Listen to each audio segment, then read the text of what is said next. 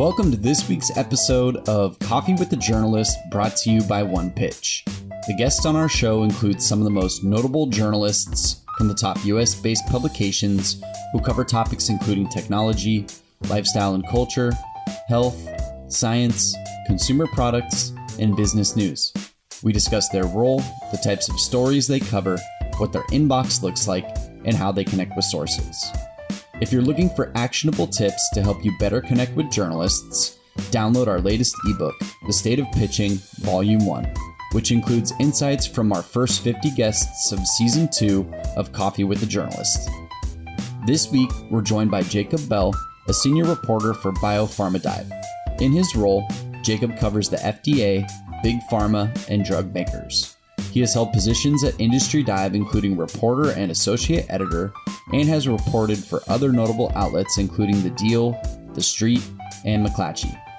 On the episode, Jacob tells us about pitches that grab his attention and ones that completely miss the mark, his preference for sources using bullets, his hopefulness for the future of journalism, and more. Let's listen to the episode now. Hi, everyone. Welcome to Coffee with a Journalist. Man, here we are today with a wonderful guest who loves drag races, as you guys just heard, Jacob Bell. He is a senior reporter for BioPharma Dive, as we all just heard, covering everything FDA, Big Pharma, Drugmakers, all the stuff that's probably getting injected into your body. Jacob, welcome. Thank you for being here. Oh my God, thank you for having me. Let's talk about RuPaul's Drag Race real quick. Can we? Yes. Tell us. What's up? It's so good. And we've been so treated the last year because there's been like many seasons that have come out between the US version, there was Canada's, now there's UK season 2, which is like honestly it's a cultural milestone, UK season 2. Yes. Okay, now tell us why, because I have to say I've only watched a few episodes. I'm not fully into it, but why should we watch? Specifically the UK one. It's just like, well, the UK one's great because it's only on season 2, and so they're just letting it rip. Like the US one this is season 13, and so pretty established. Well, and there's a lot of pressure to like come with like, your curated brand. Yes. And in the UK one, they're just like, let it go all out the window. It's great. It's the most easy way to make sure that your day is happier than when it started, which has been a big deal the last year. Yes. Oh, that's so true. Well, let's talk a little bit about your inbox, Jacob. There's probably not too much drag race stuff going on there, but maybe you get, season updates via your personal or your work email. But do you get a lot of pitches in there? So, yes, I'll say that the last 2 weeks have actually been lighter than they have for the past 12 months. So I'm not complaining, but it's been pretty awful. The year before April, I would say. Oh, and tell us why awful. Just bad pitches, too many pitches? Just so many. The inbox is always crowded, and healthcare was already really having a moment leading into the pandemic, especially like biotech. And then the floodgates just really opened with coronavirus. And so now anything in the lexicon of healthcare will end up in my inbox. So like, for example, today, not covering it, but I got one that was like, are millennials dealing with their stress well? And all I could physically respond with was like, this one, no. Maybe other ones are, but not me. Yeah. What makes you respond to a pitch? I think when the pitcher has done a decent amount of research. I wouldn't expect them to know every single thing I'm covering in like the most minute detail, but like I've never written about medical devices for the most part, and I get so many medical device pitches all the time. Luckily, we have like a sister publication that does that, and I just sort of like kick them over to them. Yeah, I get so many all the time. And I have to say, you have, according to your website, your author page, 1,188 articles. So if it's not clear what you write about, I don't know what would help people. Only like 3 of those are good, but That's not true, Jacob. Well, there's enough evidence to sort of go off of like, is this going to work for him? Probably not. We'll send it anyway. And I just don't respond. There's not enough hours in the day. Yeah.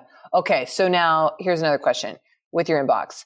Do you do the mass delete? Do you like let the unreads ride? Do you have the inbox of 47,000 unread emails or what? I'm a big 0 unread at the end of the day. Me But too. yeah, I have to. Otherwise, it's a downhill trajectory for me.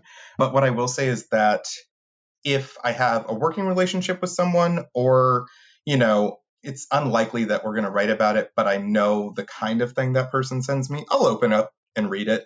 But beyond that, I get enough in a day where I kind of have to go off the subject line to a degree. Yeah, I was And going to in say. that way, I am like a big, like, check, delete type of person. If they're Now, persistent, they'll follow up like 3 or 4 more times.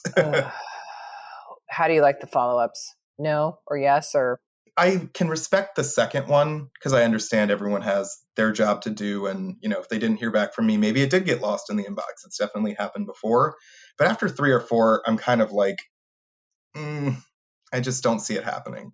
Like, I just let them ride. Yeah, just let them ride. Yeah. What does get your attention in a subject line?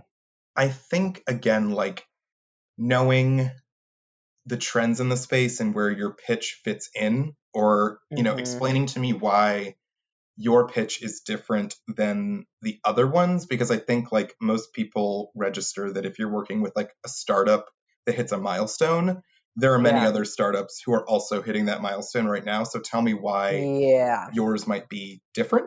And I'm willing to listen, but most of the time I sort of give the heads up of like, when we talk about drug companies, for example, everyone has data. And I get that this data might be the biggest thing that's ever happened to your company, but every company has the data that's been the biggest and most important thing that's ever happened to them. So, Yeah.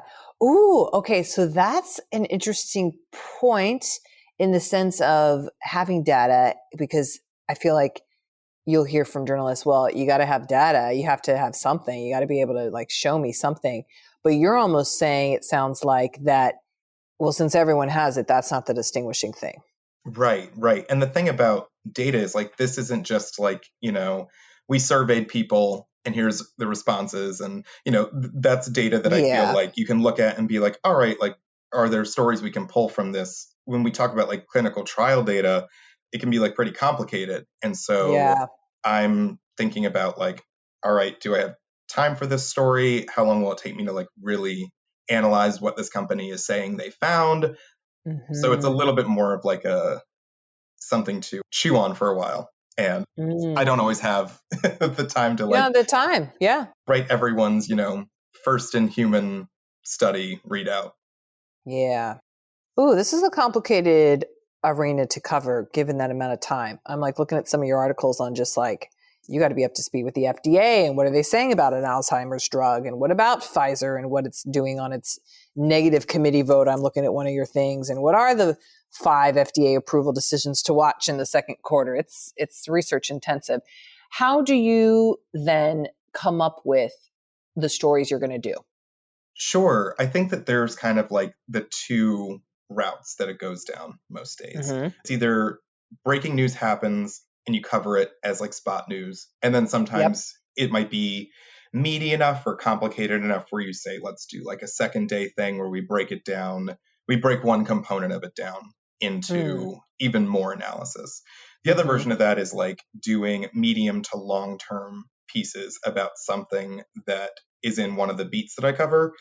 And that, it's hard to explain what like catches my eye. It largely just comes from covering it for a certain amount of time where you just sort of know like, the weather of the room, like what's going on there and what is actually like needle moving and what is just kind of like an incremental update.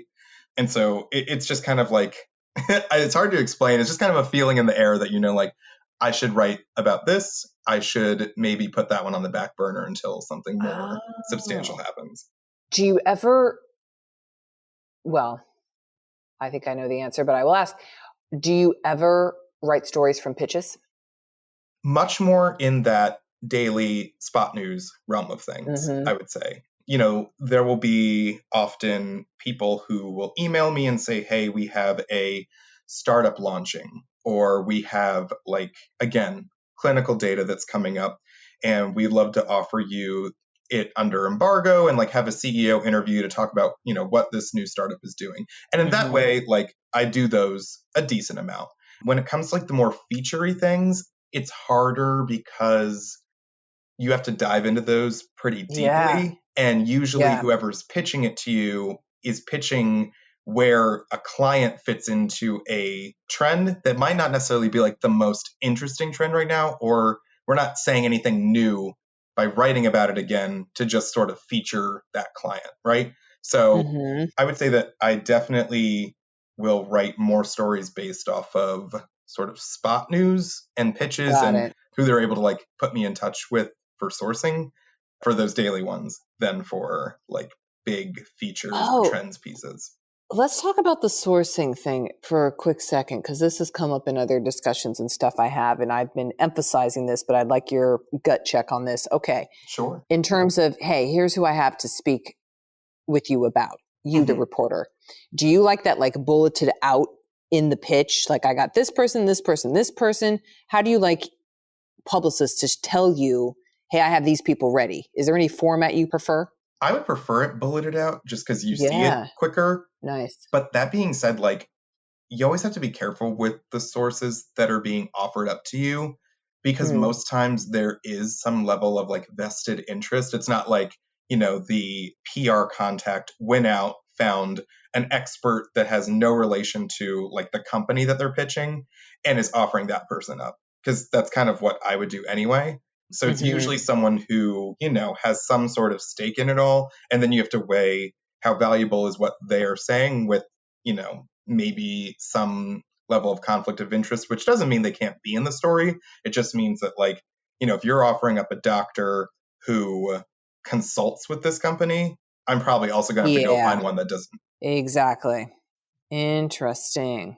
Good to hear on the bullet list though. I like that. I like a bullet list. It gets to the point. Me too. It's just clear. I don't need to like spend too much eyeballs on sussing it out. That's my preference. Today's interview will continue after this brief message brought to you by OnePitch. Are you curious to see the unique ways OnePitch helps PR professionals and marketers pitch journalists? Head to onepitch.co to learn about our new OnePitch score and see how easy it is to find the right journalist to pitch your news to. Sign up for your free account today. Now, back to today's episode. Okay, Jacob, let's do a little finish the sentence. Oh, okay. I'm so nervous. Tell me. Okay, my favorite sources always. Give me a whole picture view of what I'm asking them about. The most annoying sources always. Ask if they can look at the quotes before they go in. God, people still do that. All the time. Really? Actually, I would say that it's gotten much more common in the last 2 years. Wow. And I haven't been doing this that long, but yeah, the last 2 years. Wow. I'm a little surprised by that. I heard that on one episode super, super early, but wow. Okay. You'll get a response from me if... I would normally cover the news and you got my name right in the pitch. Gosh, the basics. Basics. I'd like to think I'm not hard to please or to get a response from, but I got one recently that called me Jenny, and no, it was just hard at that point. Oh, and I was going to say, you don't even have an uncommon word name spelling or something that's a different rare name necessarily. I don't know what to tell you. I don't either. Okay, you'll never get a response from me if... Will you call me Jenny, I guess? That one. But I think mostly if you get mad that your pitch that has nothing to do with my beat did not get picked up by me. Get mad? What does that even mean?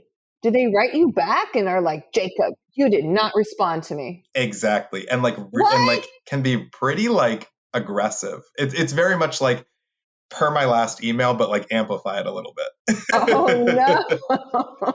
And I'm it has nothing to do with anything I cover, so I don't know what to tell you. And often my best response is no response, because I feel like that says a lot. That does say a lot. Yeah. Okay. You can follow up with me if we've worked together before And I didn't Mhm. respond to your first one because Okay. I get so many emails a day that it's very fair to think that I just like saw yours, meant to respond, and didn't. hmm It would be a huge help if you. Explain why what you're pitching is different than a similar pitch from someone else. The best compliment I ever received about my work was. I think, and this doesn't happen a lot, but I think when people feel like I told their story in a fair way and I get that feedback, I Oh, appreciate that because that's like what that's I'm nice. aiming for. That's nice. My favorite stories to write about are. Ones that show the human side of business and science. One piece of advice for aspiring journalists is. Be kind first. Yes, kindness. And to also like advocate for yourself. I think journalists spend a lot of time thinking about making sure that they're giving a voice to other people, but it's important to also stick up for yourself when you think that it's fair. Yeah. The last best thing I ate or cooked was. Well, I'm like a Panda Express person, so I just had that for lunch today. So we're just going to say Panda Express. Oh, great. What's your favorite order at Panda Express? You have to do orange chicken and you have to do it over white rice because the white rice soaks up the like sugar sauce that they just put on it. And it's literally like it's gotten me through the last year. Wow, that is good. I was going to say, I think it is very sugary. That's why it's so good, right? Oh yeah. Oh yeah. Yeah. Okay. Quarantine has taught me. Ooh, that I can keep a plant alive. Hey, what type of plant do you have? Oh, I have so many now. Oh, you have many. Oh, you're a plant parent now? Yes, I'm very That's much what they're that. calling it? Yeah.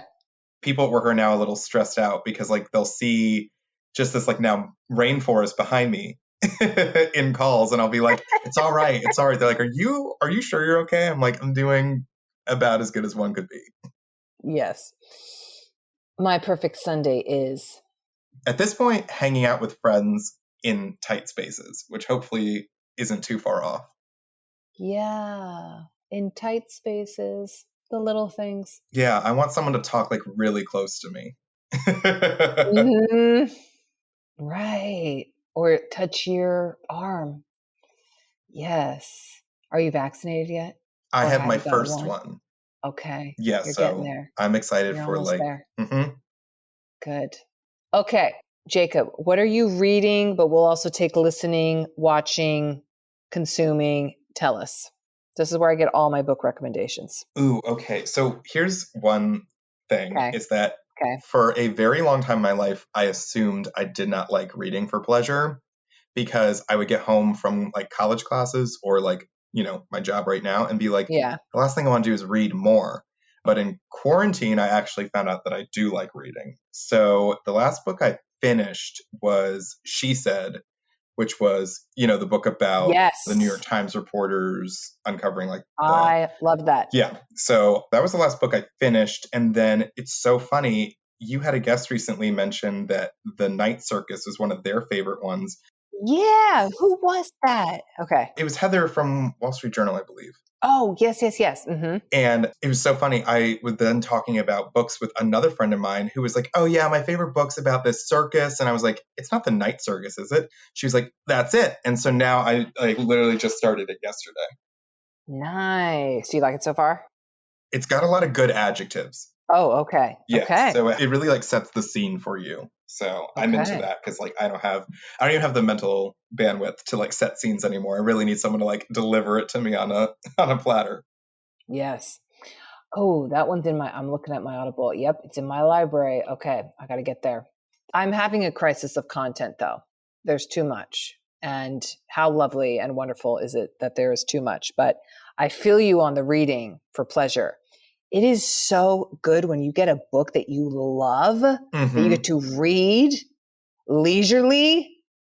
Ah, Oh yeah, if you're able to sneak a week off of work and do nothing. I did that reading. last year and I read The Nickel Boys and it was a great book. Ah, yes. That's what Bill Gates does. He does this once a year. Apparently, I don't know what he's doing now, but not like I know the guy. but locks himself in like a cabin somewhere remotely, just reads. That's it. I mean, I love it. that sounds very nice. Doesn't that sound dreamy? Yeah. I'm getting the sense of like, that's pretty dreamy. Yes. Oh man. Okay. Do you have a memorable pitch, Jacob? Like one pitch where you're like, oh my God, that really was dead on. Oh, that was dead on. Like you're like, frame that thing. I don't, but only because everything kind of blurs together at this point. I'll say that there are ones that sort of have a consistent theme with them, which is like, hey, I know you've covered these two things that actually do relate to the thing I'm about to pitch you. And I'm giving you this piece of news from what I can tell as part of like a small group of people that will know about this, which I appreciate a little bit more than like sort of like a blanket idea of like, hey, do you know this happens in healthcare? Because sometimes I'm at a loss. I don't know what to do with that. Yeah, it's not specific. Is there anything you wish you wrote that someone else wrote instead?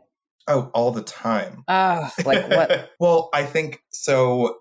There's several people that I just kind of read religiously because I love how they write or I love what they write about. Like Caroline Chen over at ProPublica had a story that came out today that I've already bookmarked that I want to read later. Ooh. Eric Boodman over at Stat, he writes, remember I said like my favorite stories are the people behind business and science? Yes. He writes the stories that to me are like what I aspire to do in that space. And then like Ed Young at The Atlantic is so good. So anything that they've ever written, I'm probably very envious of and wish I had like the skills to write myself. So let me ask you, I have not asked this of anyone on this show, but I'm like, ooh, I should start. Do you ever ping them directly? Do you ever like drop them a little note like, hey, fellow journalists here, just loving, like, do you ever fangirl or anything like that to another journalist? On like the most ultimate rare occasion, yes. Oh. I don't know. I'm like not very like online like that. So I don't like ping people, but I will retweet people. And that's kind of like my like little hat tip of like, not that you care, but I really like your stuff. Yeah. It's kind of, little retweet it. Yeah, nice. That's a good point. By the way, I'm on your Twitter page right now.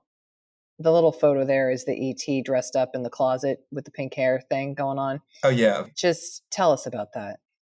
I personally love it. It like really resonated with me. I felt like if I were to try to describe who I am, like to someone who had never seen me, that's arguably the best photo you could send over any photo that I actually am in.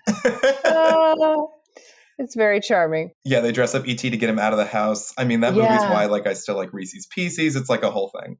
Oh, I know. Oh, you must be a 80s child. Are you an 80s child? I was a 90s kid, which is also why I love Diet Coke. We were very much like a Diet Coke family growing up. Me too. I feel like they really made their effort, and similar to Diet Coke, also, I don't know if this resonates with you because I was from Southern California, but Vegas really pushed hard in the 90s. Do you remember this? For like family friendly, come to Vegas. Do you remember this? Do you know about this? No. I'm intrigued though. Yeah. Okay, you were an East Coaster now that I see. Yeah. Okay, so no, I feel like the 90s was when it was like Vegas is for all families. And it was the era of like Excalibur and Treasure Island. I went to Vegas so many times growing up, I can't even tell you.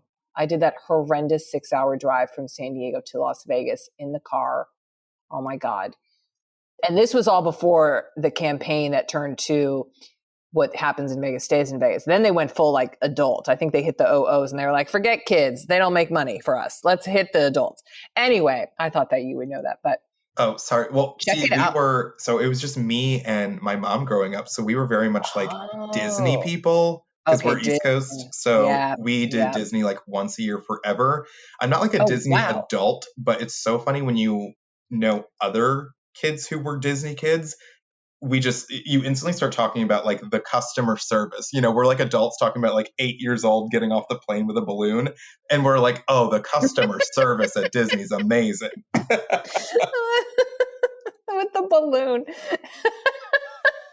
It's true though. Like I know what you're talking about. back in the Yeah. day, you would get off your airplane and they would basically like put you on that like little magical bus, and then you go to I everyone's know. hotel. They drop you all off, and like literally they would do anything you asked, and it was just I don't Oh, know. it was magical. And then you See? got back on the plane, and you go back to like I'm from Maryland, but we would fly into DC, and you're like, oh, everyone's mean again.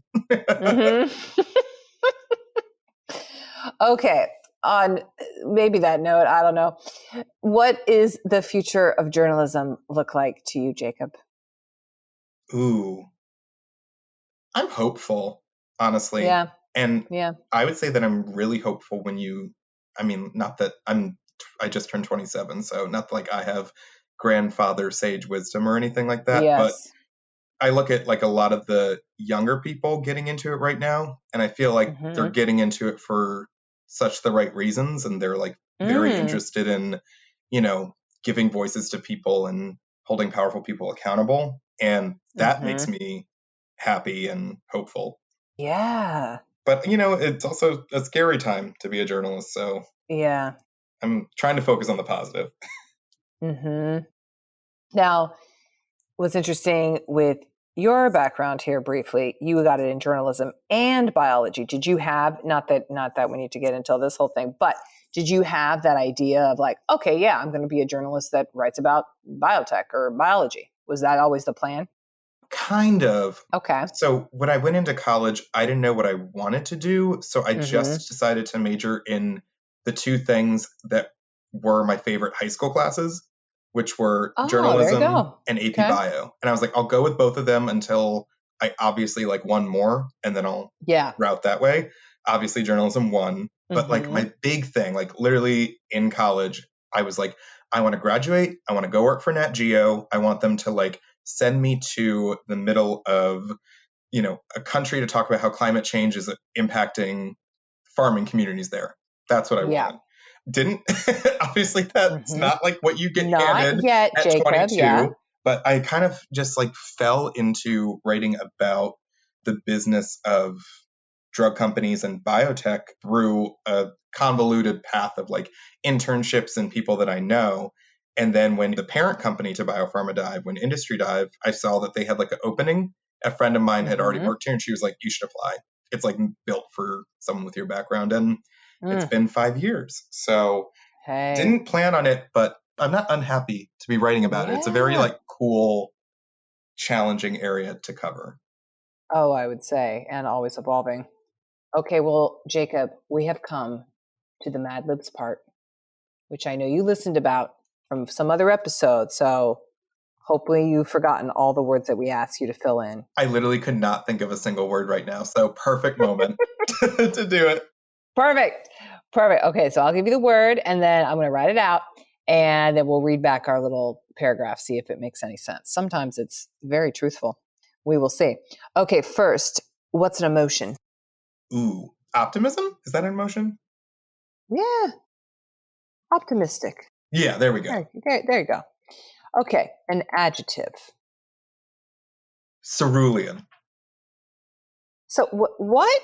What word? Wait, say it again. Cerulean. It's like fancy blue. Cerulean. Yeah. Oh, I've learned something. Cerulean. I've never heard that word before. Okay. Cerulean. Nice. Okay. What's another adjective? Oh, shiny. Shiny. What is a greeting? Any type of greeting. Heya. Hey, okay. And then a verb. Swimming. Swimming. A noun. Soda.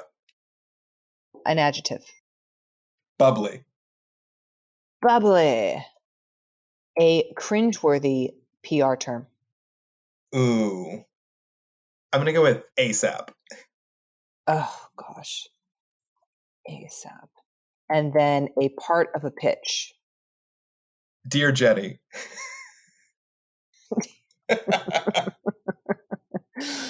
A period of time or a length of time. A millennia. And then a person, ideally alive. A person alive? Yeah. Ooh, okay. Nicole Byer. I just listened to her podcast. So yes, I'm such a fan of hers. Her laugh is so contagious. I could just listen to a track of her laughing. Follow her on Instagram. It's like, oh, I do. Oh yeah, it's the one way to make like a day better. It's just incredible. We should send her this as a little homage to her. I love her. Then emotion. I'll just go simple, happy. Happy. Great. All right, Jacob, here we go. When I think of the future of journalism, I feel optimistic. Hey. The pitches I receive have gone from insert your weird blue word. What was it? Cerulean. Cerulean. I need to look this up. To shiny. If I receive a pitch that starts with, hey, I swim. When I write stories on photos, I get bubbly. My favorite pitches include ASAP and a very specific, Dear Jenny. I normally take around a millennia to respond to my emails, but if it's Nicole Breyer, I will respond immediately. Wow, that fit perfectly. Yeah, yes. If you do get a response back from me, you should know I'm very happy for you. Honestly, I'm not mad. It all checks out. I think it's great. It's on point, Jacob. Oh, man. Okay, we're going to send this to Nicole once this thing is posted. You can send it to her. I'll see. Oh, this is like the thing we just talked about. Like, you ever like say hi to other journalists or like say like, oh, hey, I like your work. So as podcasters here, we could send it. Hey, be like, hey, we like your podcast over there. We mentioned you in ours. Check 100%. That I'm down for. I'm down. That's our deal. Jacob, thank you for being on today. Such a treat. Oh, thank you. It was like the most fun I've had in a while. Oh, what a compliment, Jacob. I love it. I hope you get more good pitches too, not bad pitches. Thank you. Don't we all? Godspeed. Yes. Thanks for listening to this week's episode of Coffee with the Journalist featuring Jacob Bell from BioPharma Dive. If you enjoy listening to our show, make sure to subscribe on iTunes, Spotify, Google Podcasts, and anywhere else you listen to podcasts. And if you have a moment, please leave us a review to share your thoughts about the show and today's guest. To learn more about the latest tools on OnePitch and to subscribe to our weekly podcast newsletter, head to our website at onepitch.co. We'll see you all next week with a brand new guest and even more insights about the journalists you want to learn more about. Until then, start great stories.